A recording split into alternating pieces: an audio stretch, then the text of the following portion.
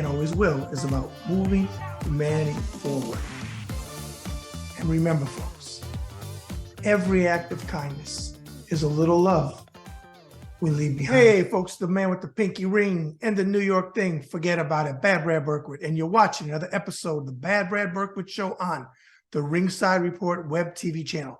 Now, make sure you follow me on Twitter as well at Bad Brad RSR. Again, it's at Bad Brad RSR. And check out my great writing team on ringsidereport.com. Well, today, folks, I have a political strategist, commentator, speaker, and writer who is a regular on MSNBC.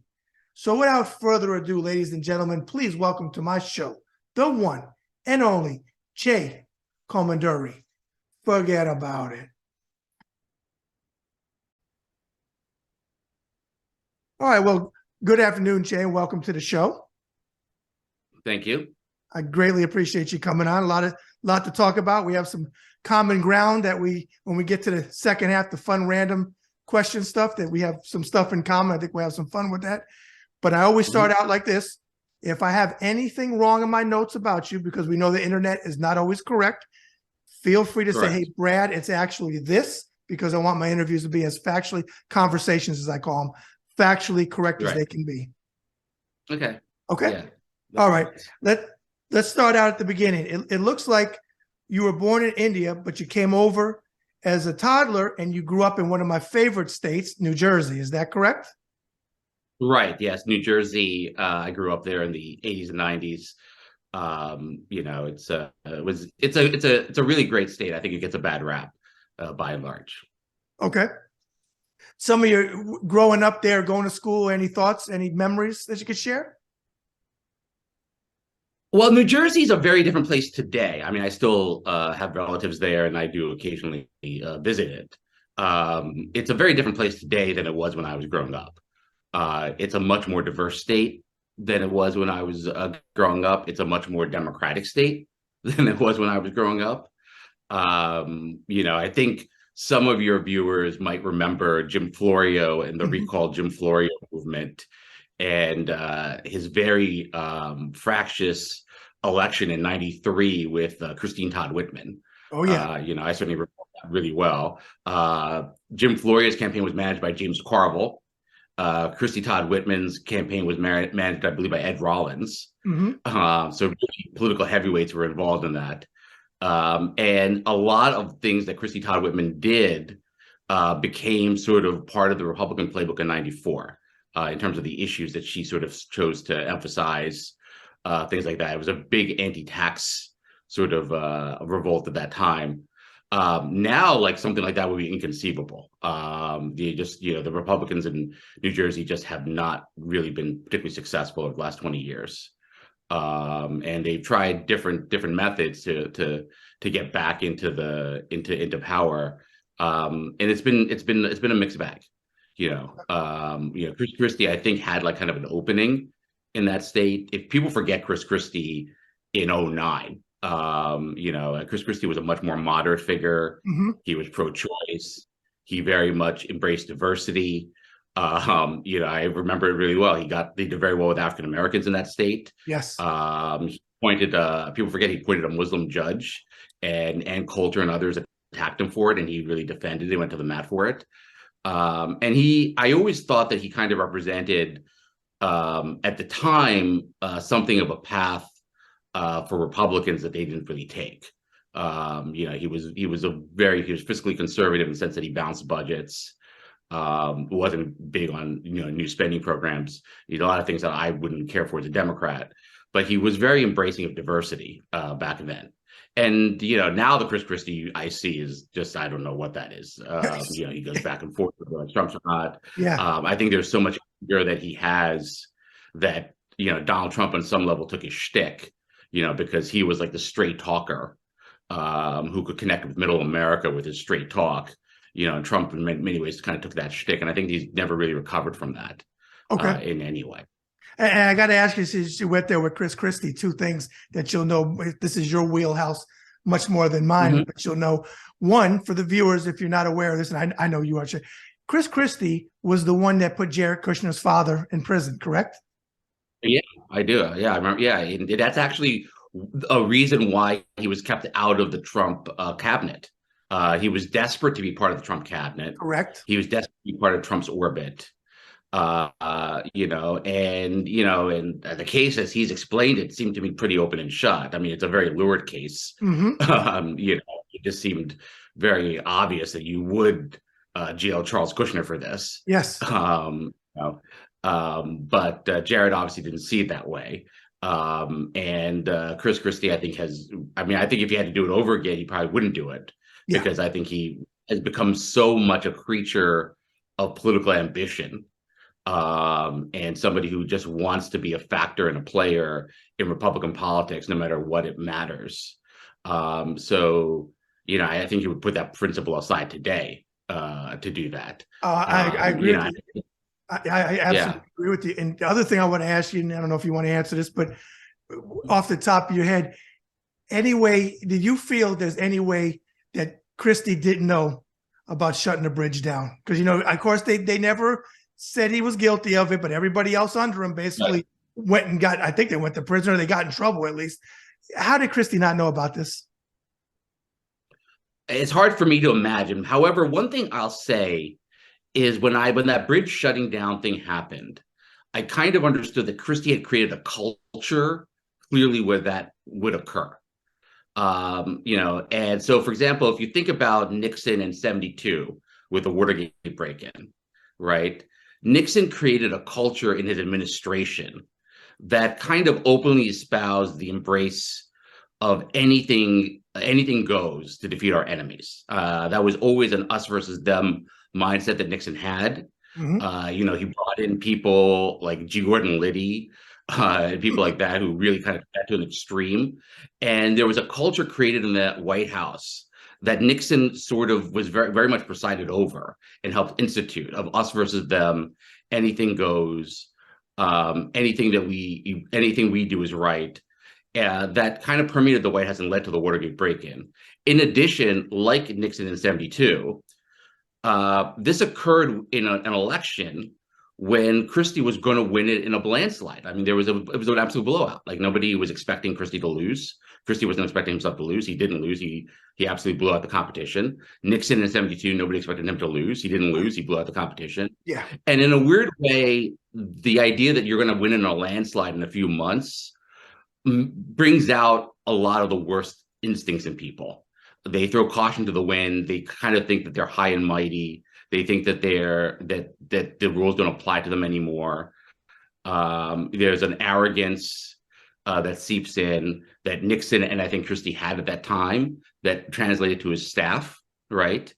So even if like Christie didn't, necessarily know, in a very specific way that we're going to shut down the bridge this time and this time in retaliation for this thing that this mayor had done, he created the culture that allowed that to occur. I think that that's something that, he bears a lot of responsibility for, and that's, when I saw that, I kind of realized that this is kind of Christie's MO, that mm-hmm. Christie is somebody who is very much, somebody kind of, wants to like put a knife in the back of his opponents in that way. There was a lot of discussion, I remember in 2012, when he kind of embraced Obama after Hurricane Sandy.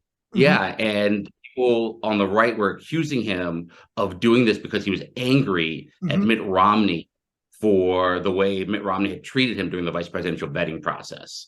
That Mitt Romney was not a fan of Chris Christie, did not want him as vice president, kind of let that be known to the press. Christie felt embarrassed by the whole thing. He was angry at Romney.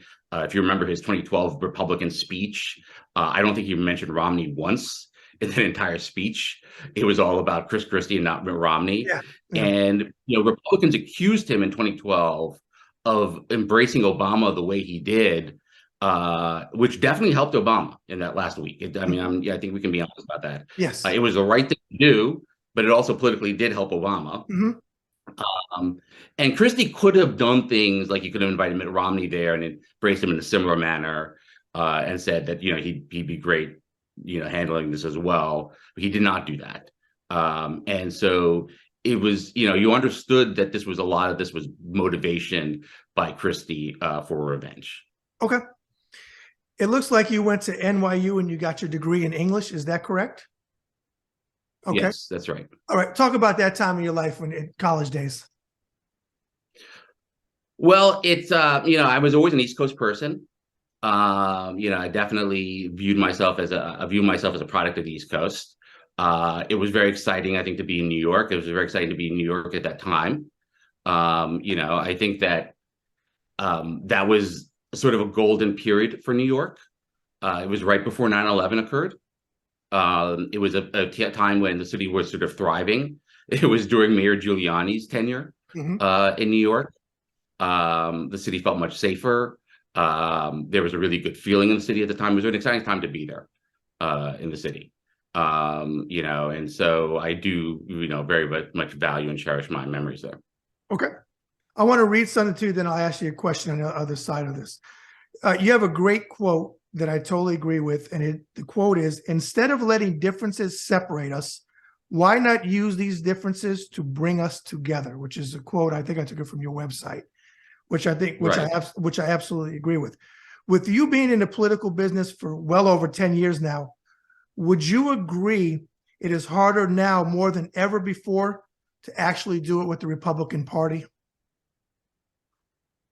Yes, I do think it's much harder. One of the things that people should understand about our politics is when the discussion in politics is economic, you can compromise more easily with the other side. You can cut the differences.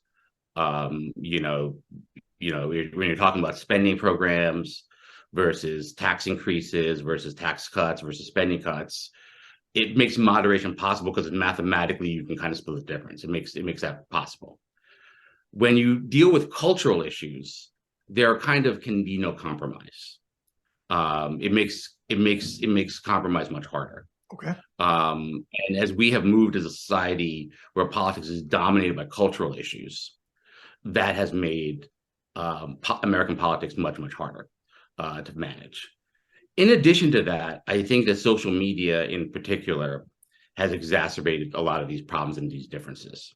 I so agree. So we see things through a cultural lens when they're really economic issues. I think a lot of the healthcare debate was somehow seen through a cultural lens rather than as an economic issue.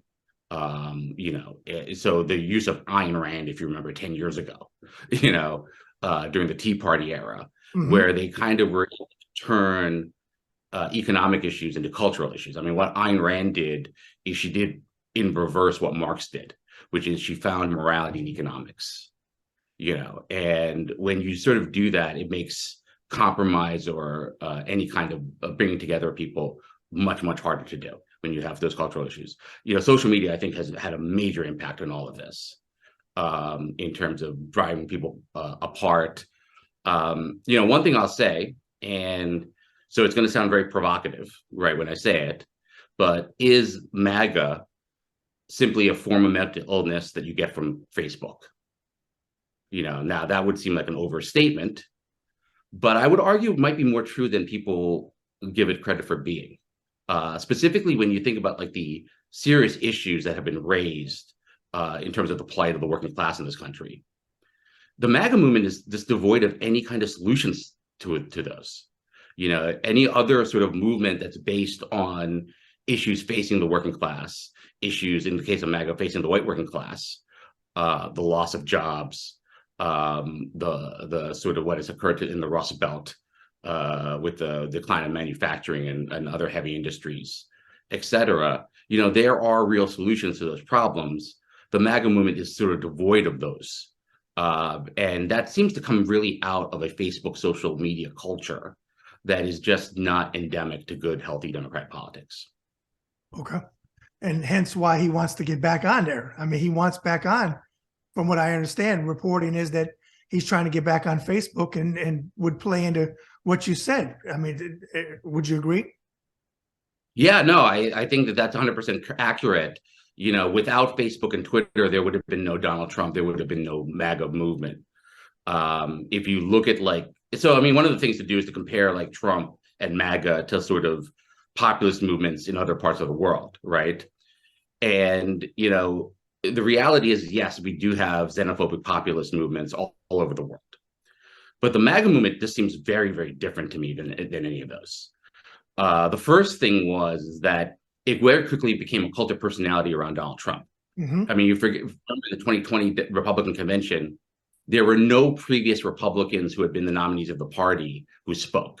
Right. No previous Republican presidents, no previous Republican congressional leaders. There was none of that. But you did have 6 members of the Trump family speak. I mean, the entire thing had very quickly devolved into a cult of personality. Yes. And this is very different than, European movements or European populist movements. I mean, the cult of personality around Donald Trump was very unique. In addition, the enamorment with conspiracy theories, with just various types of ridiculous nonsense, just seems very unique and different with the MAGA movement. And I think that definitely comes out of social media. I mean, one of the things that social media has done, I mean, our relationship to social media has changed. I saw one theorist said that social media was a place, and the internet was a place that people used to go for information, to connect with their friends and their family. Now it's a place where lonely people go to feel less lonely. And one of the things we know, one of the things we know from the Facebook whistleblower is that unhappy people spend longer times on websites. So it's to the benefit of Facebook to make you unhappy. So they're constantly feeding you information via the algorithm to outrage you, to make you upset, and to really sustain a culture of complaint on Facebook, where you feel the need to constantly complain about problems, but never a desire to solve them, because the act of solving them would take you emotionally to a different place. And, social media doesn't want that. So I think that's a very, very big factor in all of this when you talk about, the divisions between people. Oh, and I agree with you. One other point off of what you just said, and you confirmed it, because I always tell Debbie, I've had this conversation with my better half, Debbie, for years. Facebook was brilliant in the sense of using the word friends, because you just said lonely people. So you have some poor person, and not poor, I'm not saying so much economically, but some lonely person in Idaho or Wyoming, or I'm just grabbing places to talk, New York, doesn't matter. Now they don't feel they have no friends, but now they got 5,000 friends on Facebook. Right. That's a psychological thing. When they're really not friends. For the most part, they're really not friends. They're people that you have no clue who they are. They're praying over you, but you don't even know who they are. You know what I mean? So I agree with you wholeheartedly. It ties into what you're saying, how it's been manipulated. For the viewers, I want to mention some of the people that you advise, and then ask you a question on the other side of it. Former President Obama, Hillary Clinton, John Kerry, and General Wesley Clark. With the names I mentioned, in my opinion, none face the total craziness of the current. I know President Obama faced the Tea Party, but I think the current group of Republicans makes the Tea Party look a lot less crazy. And I know they were crazy. Right. I don't want to minimize, but today Marjorie Taylor Greene and Andy Biggs and Gosar, Perry, they make them almost look tame, in my opinion. But with the names that I mentioned, if you were to advise Democrats today, and you may, I don't know if you do or you don't, but at that level, what would be the number one thing you would want to get across to them, especially, all of these people ran for president, to get across to them? Number one, dealing with the current MAGA Republicans. So the number one thing I would say is not to get bogged down in the circus that is created by them. I think it's very tempting for us to get very bogged down in sort of the crazy conspiracy theories that Marjorie Taylor Greene is spinning. What we should really sort of focus on are some of the actual policy implications of what they're talking about and doing. So right now, for example, Republicans are talking about these cuts to Social Security and Medicare. That's something you need to really focus and bring home. They're talking about a 30% national sales tax. Has been an idea to basically afford a huge tax credit on rich people. That's something you would need to really bring home and talk about. When we focus on the actual policies of the Republican Party, it becomes much harder for them to defend, and it's something that they want to run away from. And I think that's where you want to steer the conversation into. One of the things in 2012 that's very important to think about was that Obama really won on healthcare. Healthcare was very important to a lot of voters. They did reward him for his efforts in that area, even if they disagreed with other elements of the Obama presidency, if they were dissatisfied with his economic performance, et cetera. They did appreciate and like healthcare.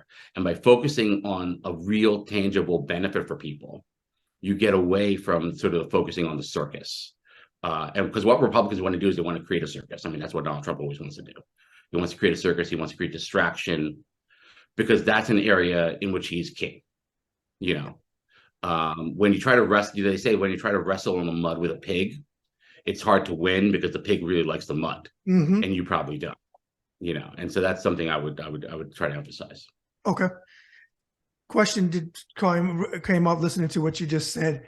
In all your years, this isn't even on the paper, all the years of you've been in the political business, would you ever think that you would see a party, forget society, segments of society, but a political party, people in political office, and I'm talking about the Republicans because they're guilty of this, that would be so vile that when Paul Pelosi got attacked and hit with a hammer, that Trump, of course, the lies that he told that were all shown that he was lying about the glass was broken from the inside and that they were, lovers and all this nonsense that they put out. Right. But you had elected officials go to Twitter and other places, Fox News and where they OAN and or whatever it is, and Newsmax, say these horrible things, including Elon Musk. But I'm just talking about the Republican Party. Would you ever think you would see them stoop that low? And including, I forget Trump because we know there's no low with him, but the party itself stoop that low to say and show the utter just evil. That's evil to me. Did you ever think that? So if you asked me 10 years ago, I would not have believed it. Okay. If you asked me 5 years ago, I think I would have more likely believed it, because you could kind of see the transformation that Trump is making to the party. In addition, and this goes back to our previous discussion about social media, attacking Nancy Pelosi and Paul Pelosi after they've been attacked is the type of behavior that is normal and normative on Facebook, and on Twitter and other types of social media platforms. Bullying is a huge issue for young people. It's also an issue for pretty much everybody on these platforms, because bullying has become normal as a result of those platforms. And so when you see what happened with Paul Pelosi, you're seeing a Facebook behavior turned into a real world political behavior. So what Republicans are doing is something on Facebook that is seen as acceptable. That type of bullying is seen as acceptable on Facebook. It's not acceptable, but it's a behavior that they're importing from social media into politics. And so one of the things that we should think about is our politics sort of went haywire with MAGA and Trump when Facebook became the number one source of news for people. And half of the people in the world get their news from Facebook, and democracy's on the run in much of the democratic world. If you look at a country like the Philippines, which has the highest social media participation rate in the country, in the world, actually, they brought back Marcos's kid. And so with his birthday, what occurred there. So there is a democratic culture that we very much rely on as a country and as a society. And I think that a lot of these social media apps, particularly Facebook and Twitter, Facebook in particular, I think, really, don't help us cultivate that culture. Okay. I want to read something else, which I believe it's from your website. It's almost like a mission statement, and it's something that I really liked. And it said, you are dedicated showing that historically cosmopolitan societies yield the greatest civilization achievements, not through isolation, but through unification and diversity. Now, anybody that knows me knows that my favorite word in the Webster's dictionary is diversity. So your culture is considered Middle Eastern, correct? Your family was it Middle East? I'm Indian, so I guess we're Indian, so we're South Asian. Okay, Asian. Okay. So with your background, your culture, your family going back, you don't see I'm European Jew and Italian. My mother's side is Italian, my father's side European Jew. In the Republican Party, you don't see the diversity of like your background in the party. The only person I can think of, and I think he's maybe more Middle Eastern. The only one that came to mind. I know Nikki Haley doesn't go by her real name. I know her name is not Nikki Haley, and I remember Bobby Jindal came up in my mind from the governor of Louisiana.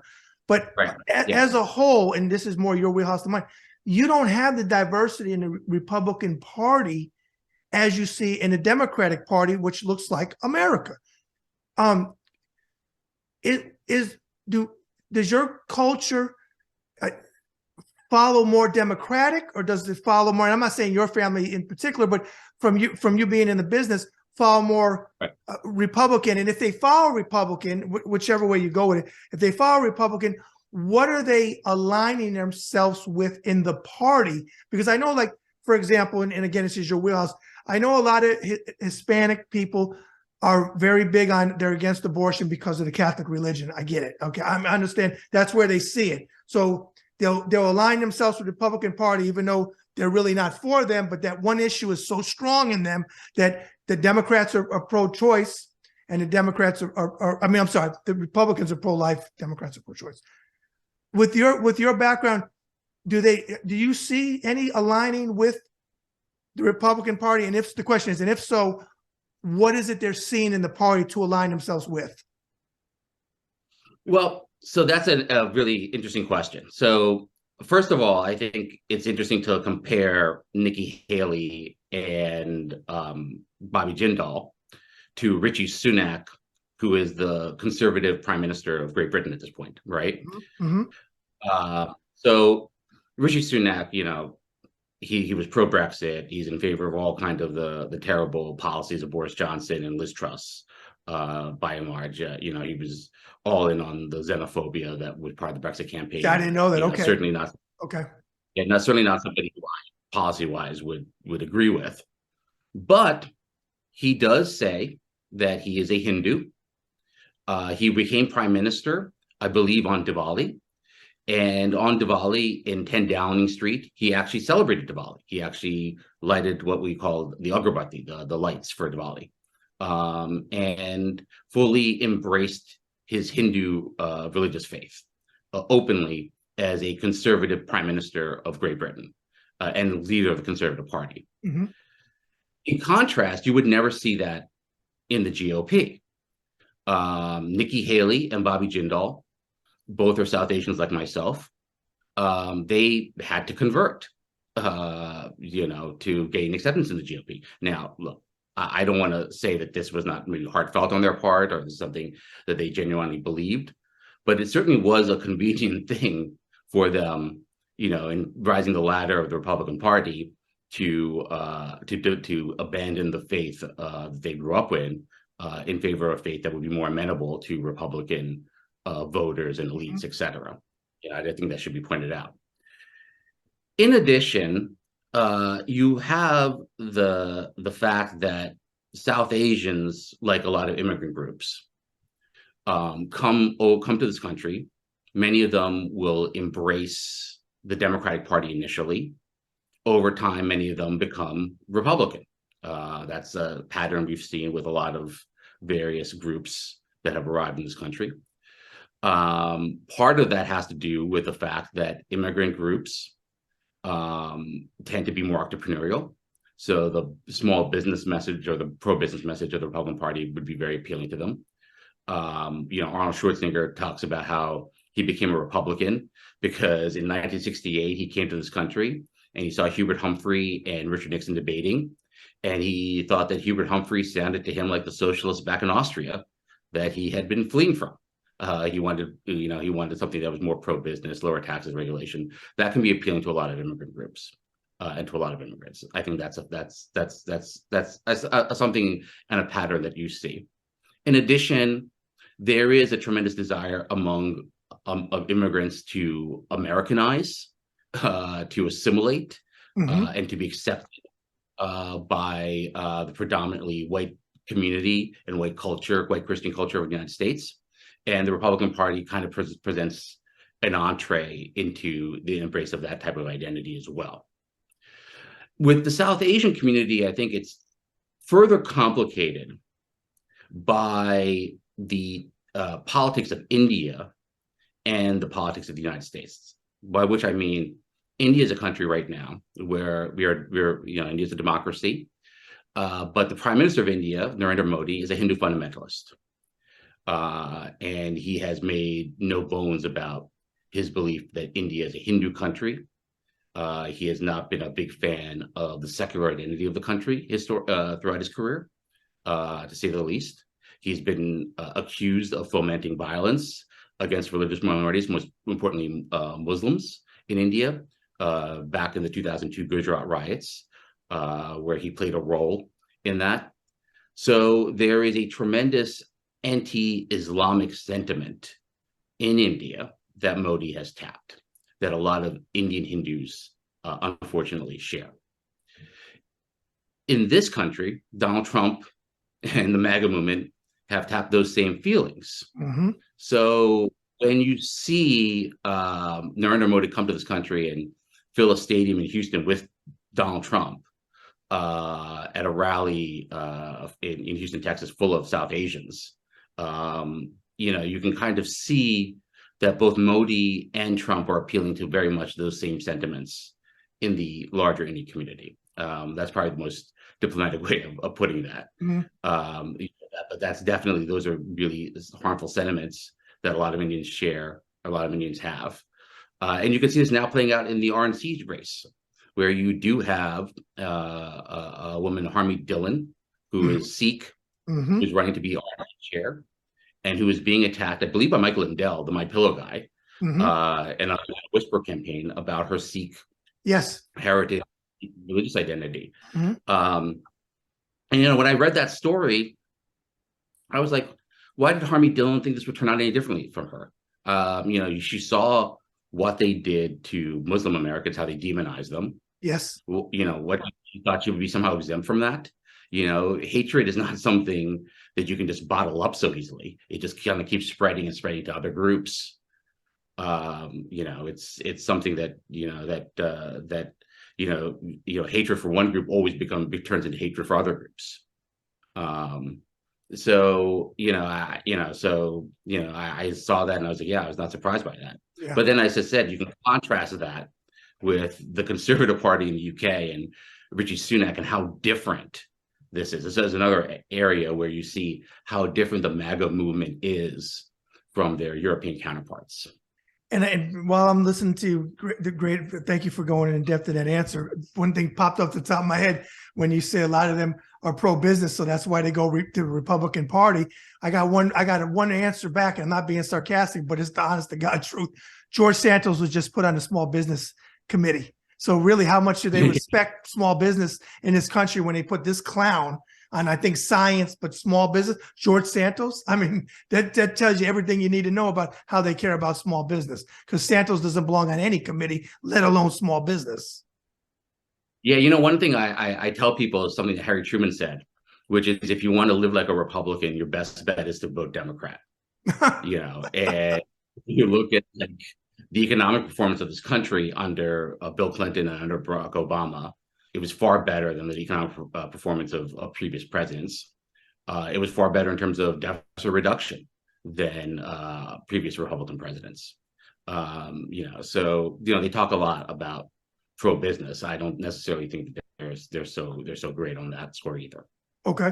Another thing that popped in before I go into my next question, you made me think of, with in your wheelhouse again, with all you're also obviously a historian, and I'm glad that you're going into detailed stuff, because my viewers like this type of stuff.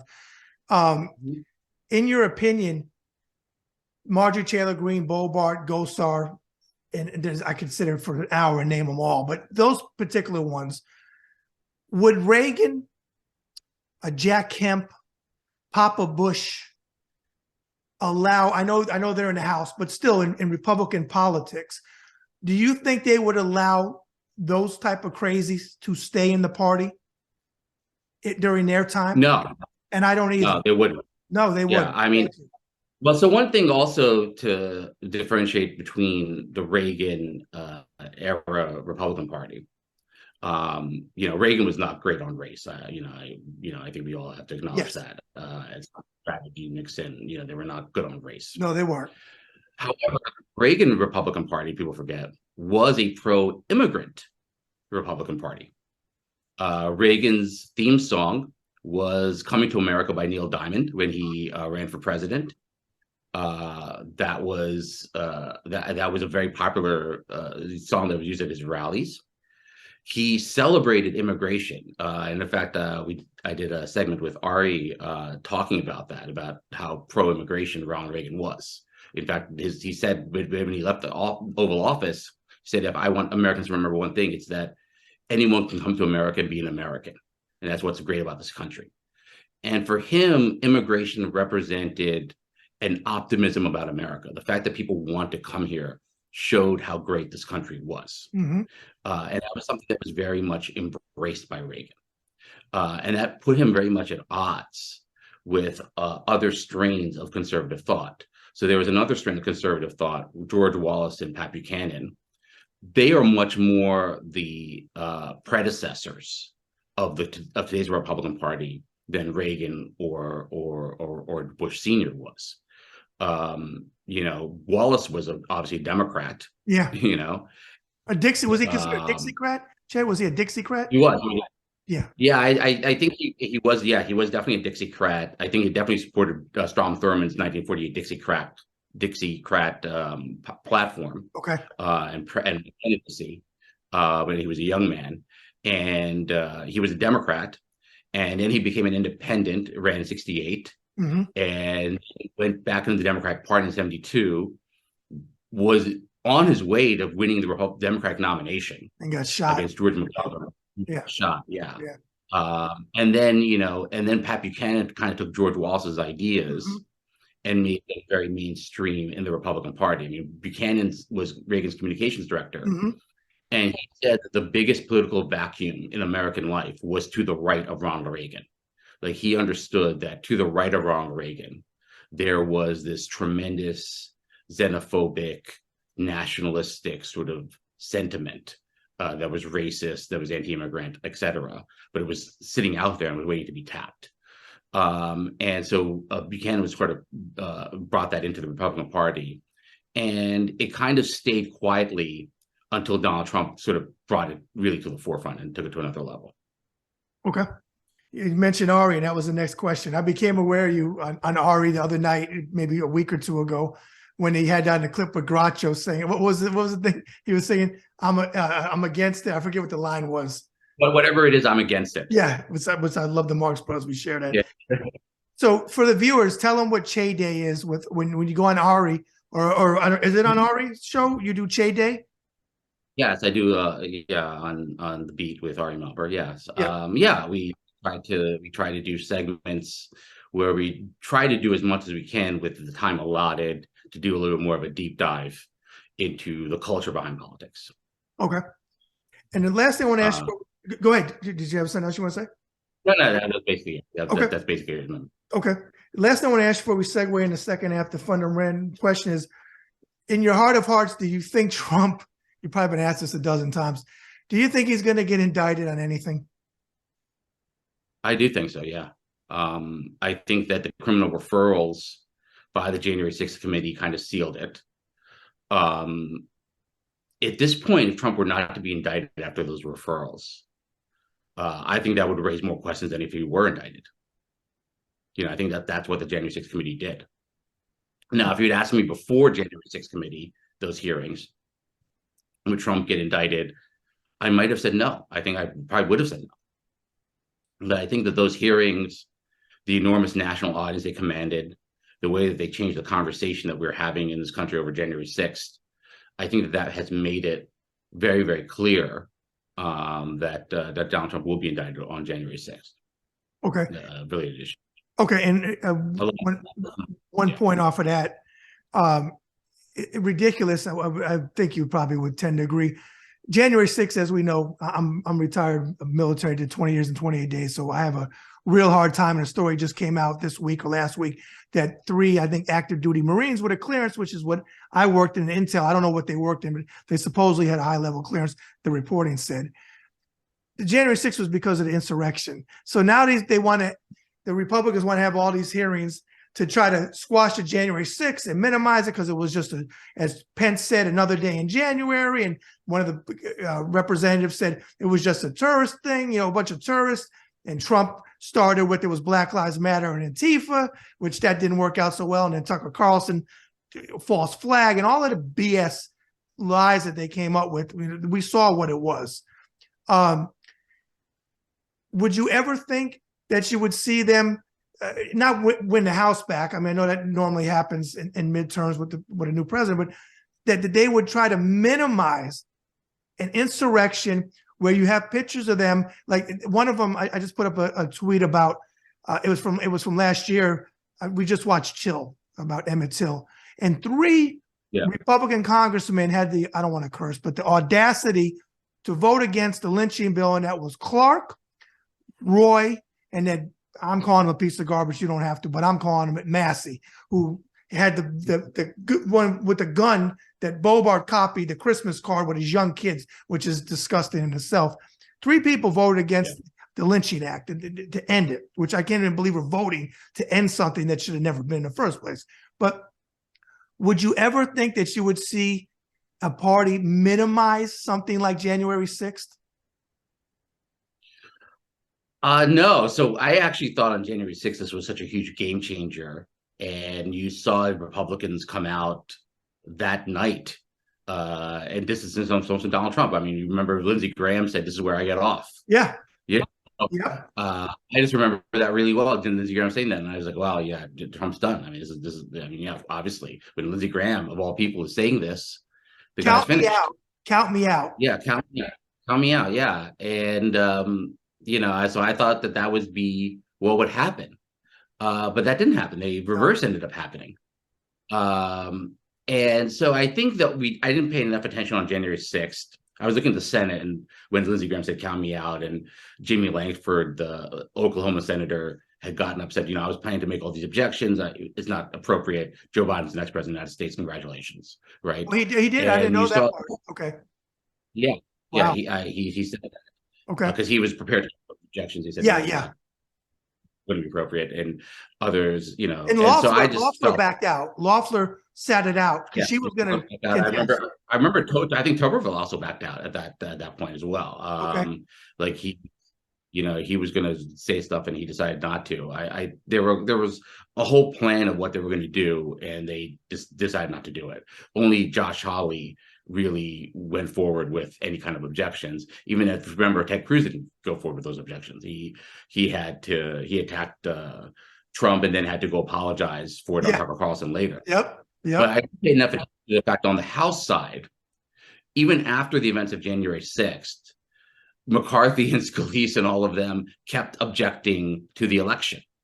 They kept everybody awake until I think 3 a.m. that night. It was when Mike Pence finally gavelled the Electoral College to a close, the Electoral College count to a close. They kept going with it, like as if January 6th never happened, or if it was a minor event.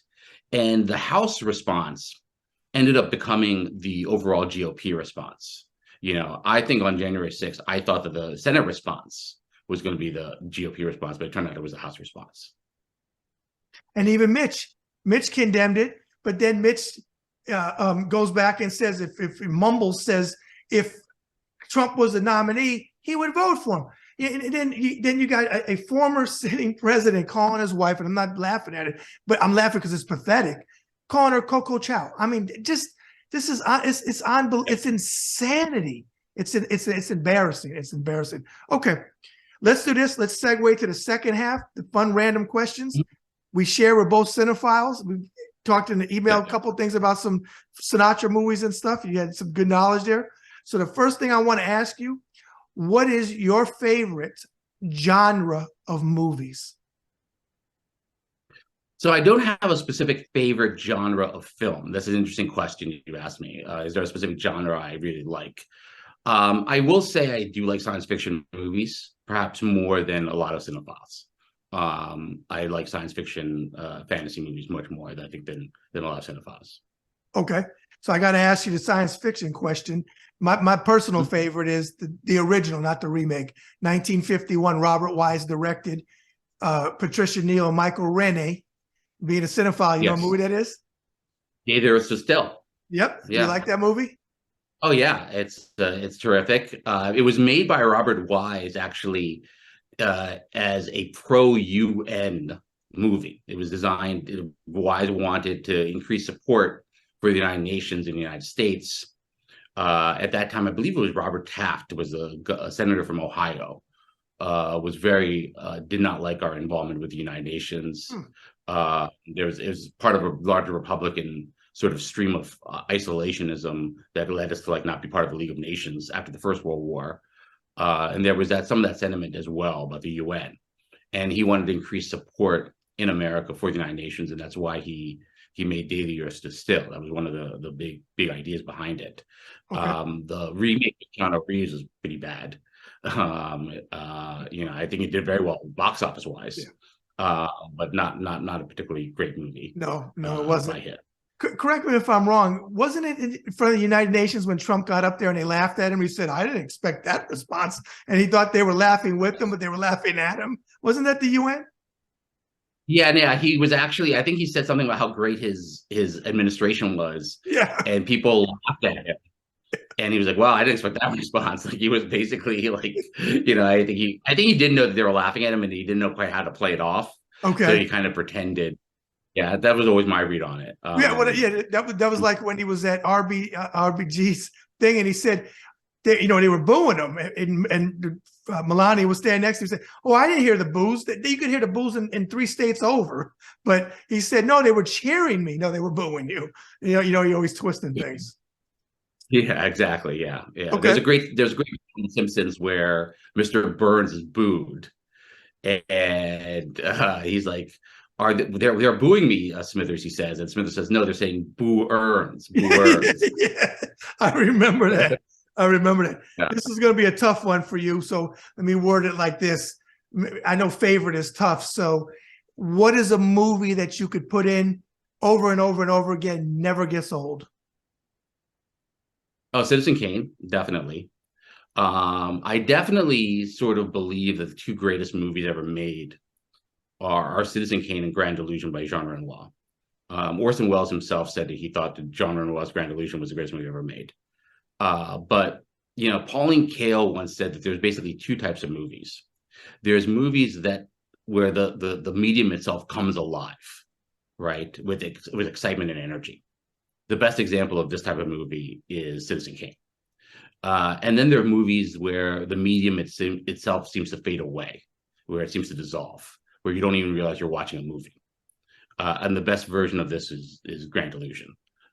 So I kind of would put those 2 as kind of the 2 best movies ever made, 1 and 2, 1A.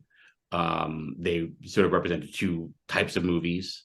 The 2 probably most important traditions in filmmaking, the French and American traditions, and they kind of set a template, I think, for all great movies in different ways. And out of curiosity, not out of curiosity, but are you surprised that because they remake everything, they never try to remake Citizen Kane? And I'm glad they didn't, but they have not. They didn't touch that one. No, in fact, Ted Turner wanted to colorize it. And Orson Welles, I think his last words before he died was, "Don't let them come at my movies with their crayons." It was one of the things he said. But yeah, I think a lot of really classic movies are remade, some to better benefit than others. Yeah, I agree. Marx Brothers, you're a big fan, right, of the Marx Brothers? Yeah. Okay. Yeah. Who's your favorite Marx brother? So I'm actually going to say Harpo. Me too. I just think he always delivers in those movies. I think it's also an interesting commentary because Harpo is like this very sort of animalistic guy. He doesn't speak, but then you see how when he focuses all his energies, he plays the harp beautifully, right? In like several of the movies, and is just this brilliant musician. And you're like, wow, like that's really interesting. It's kind of what Nietzsche like sort of talked about, the Dionysian versus the Apollonian. the Apollonian being these elevated elements of the human being, and the Dionysian being these sort of like darker, more base elements. And Harpo kind of illustrates that almost perfectly, that sort of duality. I love his. He's my favorite too. And I love when he was in I Love Lucy with the mirror when they were looking at each other. That was yes, I do. It was great. Yeah, it was classic. What was that last one that they made? And I don't think it ever came out. There was pieces of it. I think it might have been Groucho and Chico. I think Chico was in it. Late 50s, middle 50s. Do you remember that? I don't. I think that was the last one that they did. I don't think it. I don't know if it was completely made. I got to look it up. I'll send you an email. I can't. Yeah. It wasn't, because I remember they did Love Happy, but that wasn't with all the Marx Brothers. I know Marilyn Monroe had a small. I think that was 49. Had a small part in that. What is your favorite Marx Brother movie? So that's an interesting question. I think that the best one might be Duck Soup. I think Duck Soup is really funny. I think Fellini actually said it was his favorite movie of all time. And John Renoir was also a fan of Duck Soup. So I think that would probably be my favorite. I also really love Night of the Opera. Me too. I think kind of where the Groucho, Margot Dumont lover sort of repartee is kind of its height. Night of the Opera. Which one was it where they were all in the cabin and they kept putting people? That was Night of the Opera. That's what I thought. Yeah. Is that a great scene or what? Yeah, it's a great scene. Okay. It's absolutely great. Favorite TV show of all time? It could be old TV show, new, doesn't matter. Your favorite. So there's basically like two answers to this question. So I personally, my favorite TV show of all time, the one I think is the best, is Twin Peaks by David Lynch.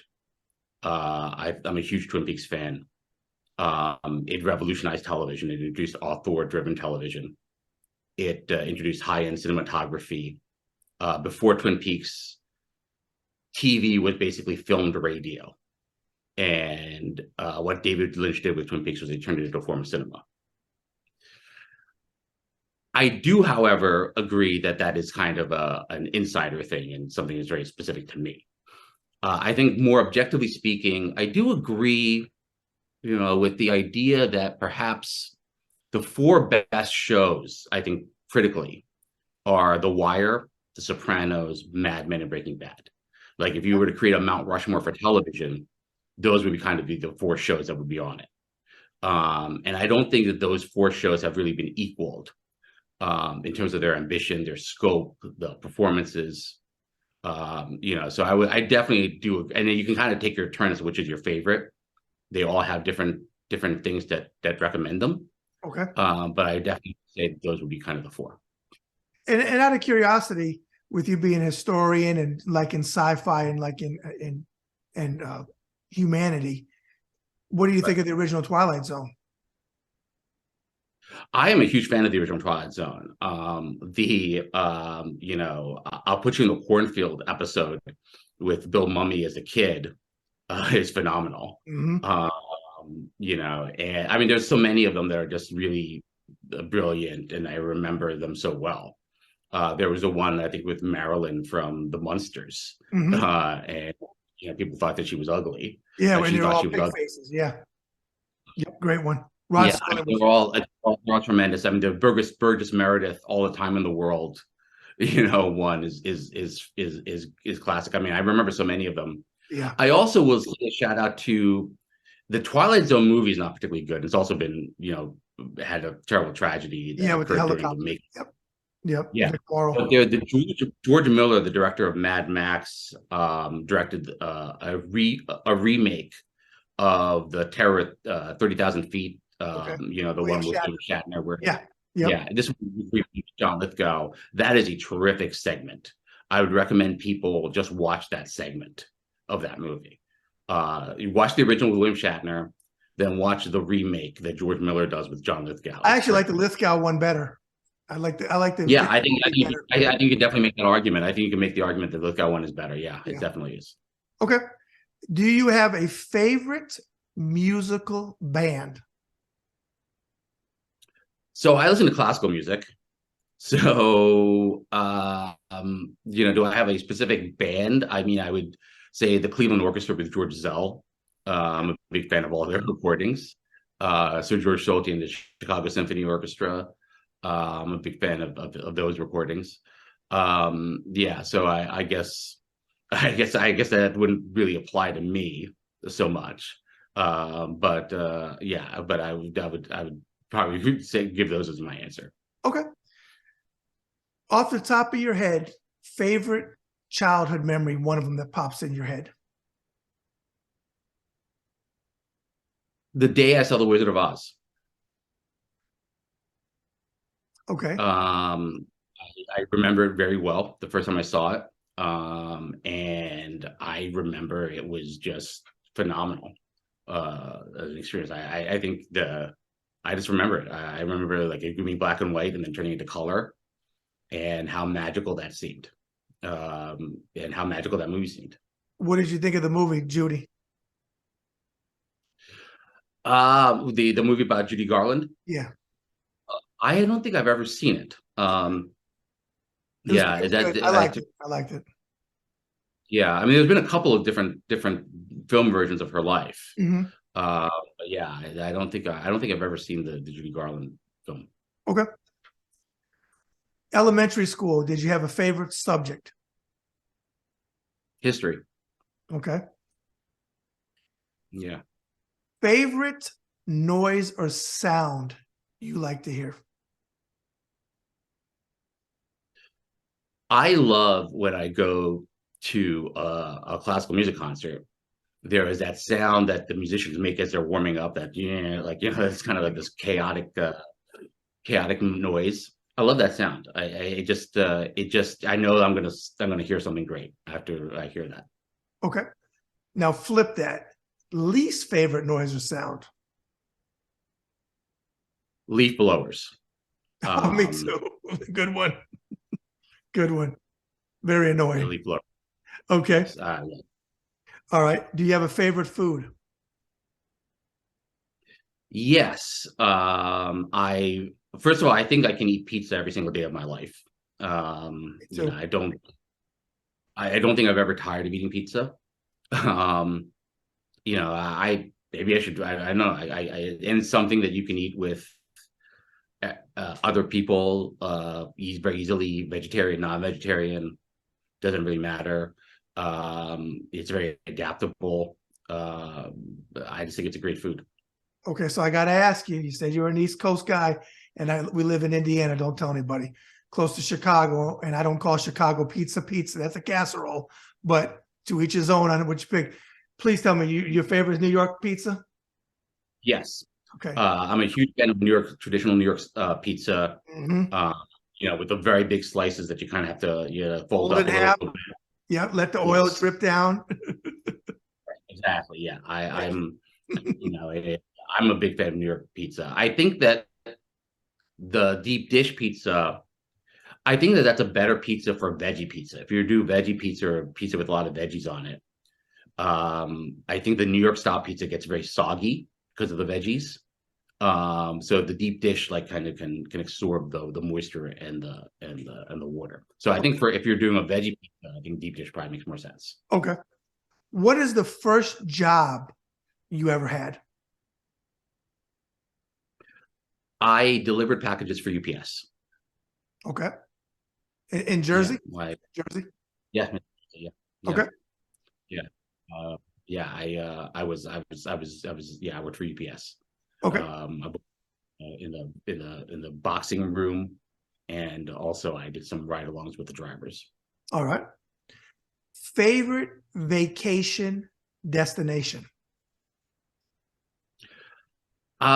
I definitely think that there is Paris and there's Rome and there's everybody else. Okay. There's a rhyme that says only Paris is worthy of Rome and only Rome is equal to Paris. I think that those are the two best cities in the world. All right.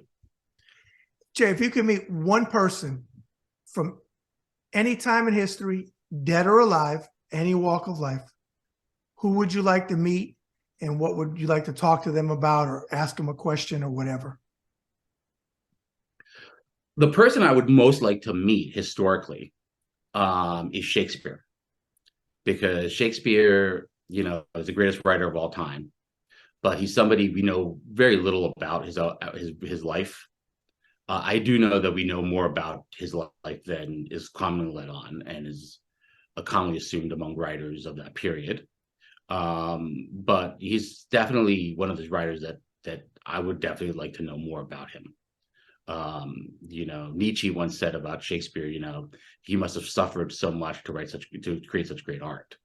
And I would be interested in knowing about that. I think that's definitely I would definitely be interested in his background, his life story. Okay. With everything we discussed today, Jay, if you had to sum yourself up in a few thoughts as a human being, what would you say? I think if I had to sum myself up as a human being, right, it's that it's basically that I always do try, and I always try to have the best intentions. My execution is not always the greatest, but I do try to put in the effort to be better. Okay. And final question, what is your message or hope for humanity? Well, it's basically the idea that human differences should not be seen as an obstacle. They should be seen as an asset. A good functioning society is one where you have lots of people with lots of differences, but they're all sort of contributing and working together, towards a goal. So a good sports team, like a baseball team or a soccer team, football team, etc. You have different players with different roles on the team, right? Different skill sets, but they're all working together, hopefully in harmony towards achieving that goal. Okay. For the viewers, give them, if you would, your social media platforms. Yeah, it's Che Komanduri on Twitter. You can also find me Che Komanduri on Facebook. Interesting. I did so much, complaining about social media, but I'm giving you my social media where we live in. Those are sort of the two main platforms you probably can reach me. Also Instagram. I'm also Che Komanduri on Instagram. And you have a website. You have a personal website. Yeah, I do. I have a personal website. You can send me an email if you want to get in touch. Okay. I'm going to close with a couple of thoughts. I'm going to give you back the microphone to close out completely. First of all, I thank you for taking time out today to come on my show. Thank you so much. I have people on that that I feel are moving humanity forward. And you're doing that, Jay, because I watched several clips. I saw you first with Ari the other day with the Groucho Marx thing, which I thought was just fantastic. I love that they played that clip twice. But you're about truth. We can debate, we're on the same side, but we can debate policies. We can debate this type of stuff. But for me, we can't debate moving humanity forward. It's not a debate. You're either pushing it back, like a lot of people in the Republican Party and the MAGA movement are moving it backwards. My thing is trying to move it forwards. You do that through using your platform by bringing truth. Now, we can debate where you stand on a policy or whatever. That's fine. That's healthy. That's good. But you're not about making something up that's not true. And unfortunately, today, in a lot of political commentators, they make stuff up. They know it's not true, but they get paid for a position, and they know. And in today's time, it's worse than ever. They run with something that they know is not true. They know it's not true, and it's you have a lot of hosts that dispel it. Stephanie Rule does it. I know Ari does it. I know a lot of Heyman. A lot of them do it. A lot of them do it, and then they go on Fox News where there's no pushback. So, and I hate to call it news, but you use your platform to put out information to people that want to listen, and then we can debate from their policies, but you're factually try to be correct. So I appreciate you doing that, because we need more people that are trying to do that.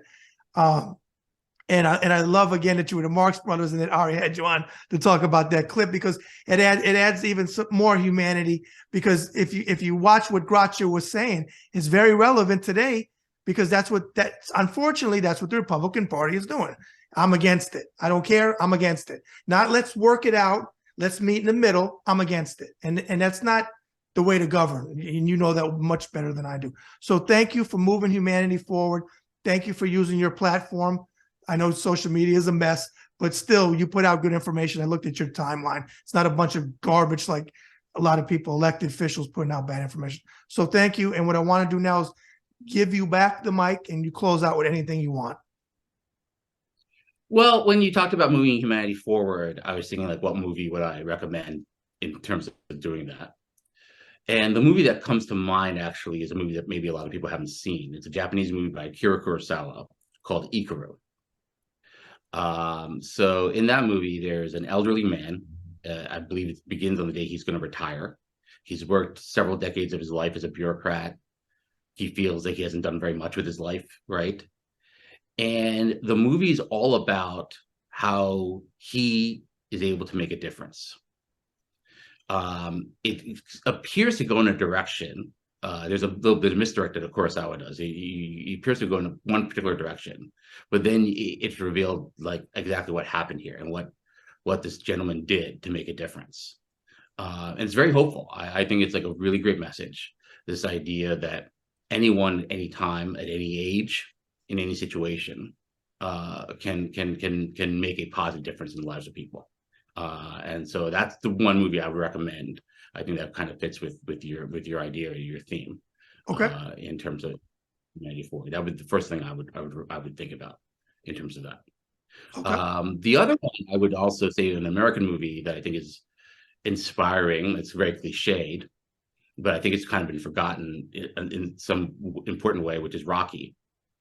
And what's really important with Rocky, spoiler alert for Rocky, he doesn't win the fight. And that I think is what was great about the first Rocky. And I think that's something that we've lost sight of in all the sequels to Rocky. But he went the distance. He went the distance. Yeah. Yeah. And that's what's really great about the first Rocky was it was all about he goes the distance. He puts in his best effort. He discovers at the end what's valuable to him, his relationship with Talia Shire, right? Mm-hmm. And giving his best in the ring. And I think the sequels, it just became about winning. It just became about belts and titles, and it became a fantasy of something else. It went in a different direction, those sequels. But the original Rocky has that as sort of its theme. And I think that the Creed movie with Michael B. Jordan kind of recaptures that a little bit. The first one kind of recaptures that a little bit. But that idea that, what really matters in life is the effort, is really focusing on sort of the values that are really important. Okay. All right. Well, on that note, there's two movies that you recommended. I'm a boxing guy, so I saw Rocky many, many times, and the sequels and so on. And Creed, I did enjoy Creed. I just saw Creed 2. I like the first one better than the second one, but I think you're making a third one. I think he's got a third one. Yeah, it's coming out like in a few months. So Creed 2, okay. Creed 3.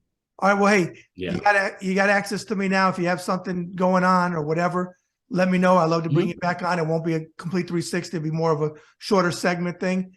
But again, thank you for what you're doing, and we'll talk again soon. Thank you. All right, take care. Bye. Hey, folks, this is another episode of the Bad Brad Berkwitt Show on the Ringside Report Web TV channel. Make sure you subscribe. Make sure you share it on Twitter. Make sure you tell other people about the show so they can subscribe. I greatly appreciate it. Yet another guest with Che, who is moving humanity forward. Those are the type of guests that I want to have on the show. Brilliant mind, and I know he'd be a very interesting guy to talk about. And I'm always glad about the second half of the interviews, which everybody seems to love, and I do as well, to get to know the person about what they like and different things, because it personalizes them outside of what we just talk about as far as what's in their wheelhouse, whether it's politics or acting or whatever. So you get a 360 of the individual. Unedited, no segments. We don't do segments here, okay?